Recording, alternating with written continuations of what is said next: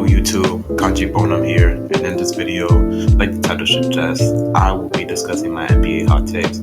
Honestly, this video I didn't really put any real advanced metrics, more of just basic metrics, but I'll try it later on in my YouTube path to try and integrate those metrics in an understandable way to get across my points better. But for right now, just hold on with me. With that being said, let's get into it.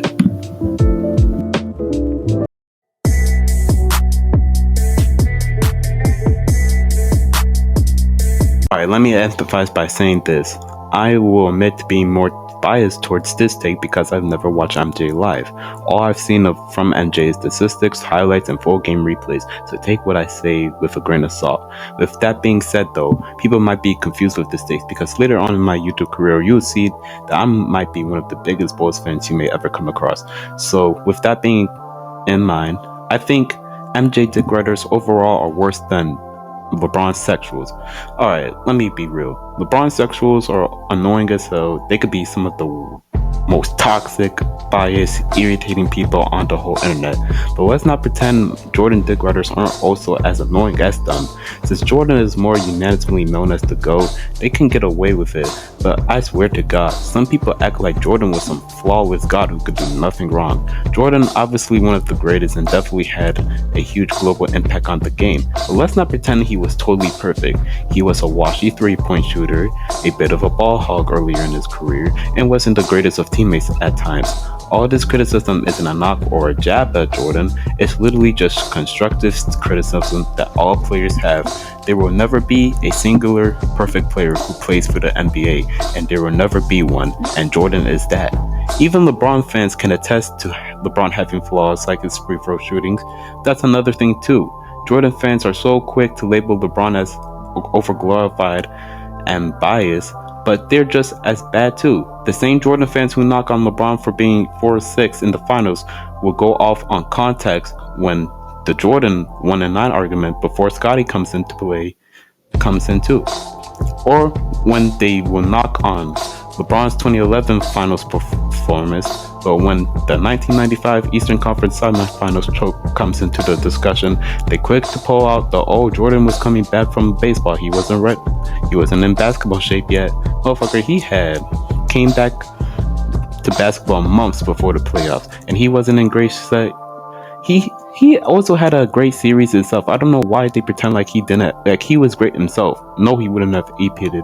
So yeah. Overall, with this point is for as much heat LeBron sexuals have for over glorifying LeBron, there should be the same energy for Jordan fans. Also, that if you think that Jordan is the GOAT, that's completely okay and fine. But to pretend that there isn't even an argument and that Jordan was completely flawless player, that's just some dick writing. But let's get on to my next take.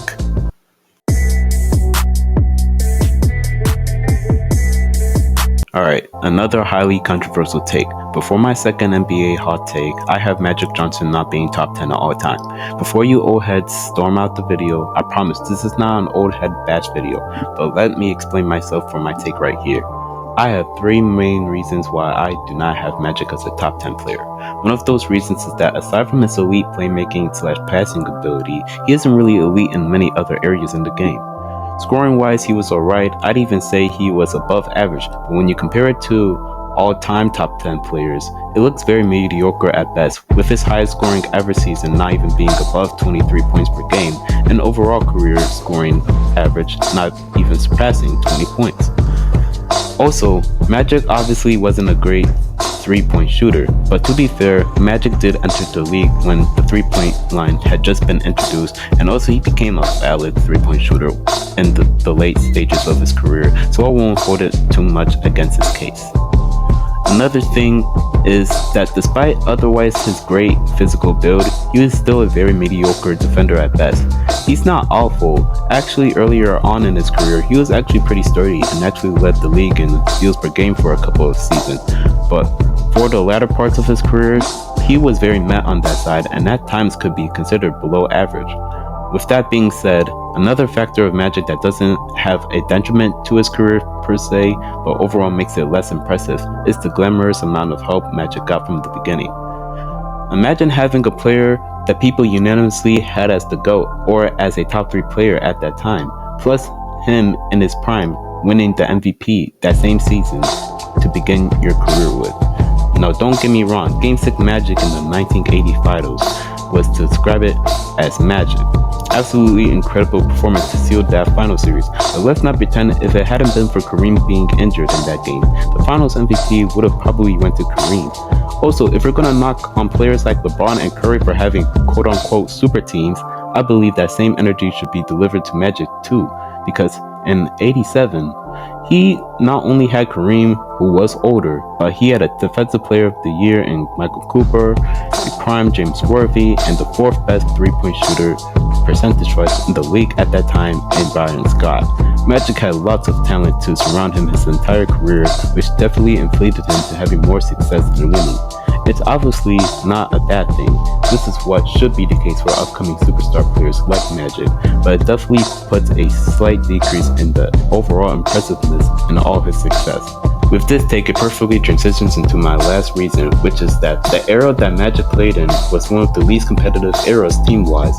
Talent-wise, the 80s were very stacked with new players like Michael Jordan, Charles Barkley, Karl Malone, and Hakeem Olajuwon, added along with some vets still in their prime like Moses Malone, Kareem, and Parrish. The thing about the 80s though is while yes, a lot of those new talents had risen in that time frame, it'd also be the era where most of the teams with those players were in the developmental stages later to become great teams in the 90s. In the 80s, the only real historic team competition that stood in the Lakers' way was the Celtics, 76ers, and Pistons. And with that knowledge, it really set in stone why the Lakers were so successful at that time.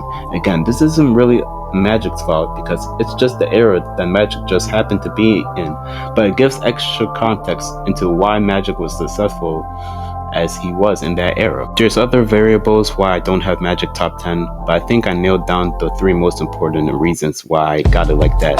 Don't get it twisted, Magic is still one of the greatest players of all time. His massive impact of the game on a global aspect definitely puts him up there, and he definitely got an argument for being top 10, but for me personally, he's just not there.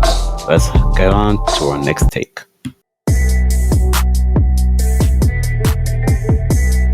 Alright, so for my final take of the video, I'm not gonna lie, it was Kendrick Perkins' take of this claim that made me inspired to make this whole hot takes video in the first place. Honestly though, I agree with Kendrick Perkins on this take, and that take is that Nikola Jokic is the most skilled NBA big man of all time. You don't just become a two-time MVP in this era without being skilled. Although I think Curry should have won MVP in 2021, but that's besides the point. Jokic is by far the best playmaking and passing big of all time. There's no question around that. The way he's able to control the environment and maneuver on the court is just incredible. Even in 2020, when the Nuggets had that really tall lineup in the bubble, I believe the Nuggets actually ran Jokic at point guard for some time, which is insane for a 6'11 big man, which further emphasizes his phenomenal skill he encompasses. The crazy thing is that as time progresses and he matures and gets more knowledge on the court, he's only gonna get better and better, so this might not even be his peak, and he could potentially be more skilled than what he is already at right now, which is insane. I think the only true competitors that stand in Jokic's way of getting crowned of that title of the best, most skilled big man are Joel Embiid and Hakeem Olajuwon. I'll start with Joel first. I think both are really in the same realm of skill, to be honest. I think Joel's the better shot creator and has more advanced footwork than Jokic, plus defensively, he's more agile and more defensively equipped than Jokic.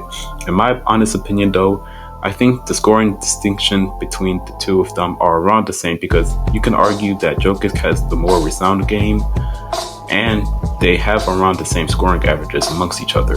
Really, it's Jokic's playmaking advantage that gives him the edge over Joel. While yes, Joel isn't a horrible playmaker, he's really not special or even above average in that aspect compared to Jokic, but Jokic, however, is on all-time levels on that end. The same argument can be applied to Hakeem because while yes, Hakeem might be slightly better than Jokic on most aspects of scoring, and with much better defense in mind, I think Jokic's ability to manipulate a defense with his better shooting and overall offensive passing is just enough to make him a more skilled player than Hakeem. don't get it twisted. I don't think Jokic is an overall better player than Hakeem was of right now, but I think skill-wise, Jokic is above him in that matter. And that wraps up my point. But on a sort of short, unrelated note, I just want to add the point that players over time just become more skilled with new advancement and discoveries for the game. So I think we have gotten to a point where eventually these legends' game will eventually, over time, would have to be overtaken in skill, and that's just the truth. Alright, let's wrap it up.